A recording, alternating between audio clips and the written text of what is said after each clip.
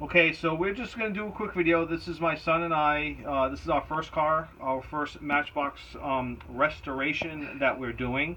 We are doing it on a GT 500. Originally, it was red with white racing stripes on it. We decided to cut the hood off because we want to put a bigger engine in. I just thought it would look cool if it didn't have a hood and it was all engine.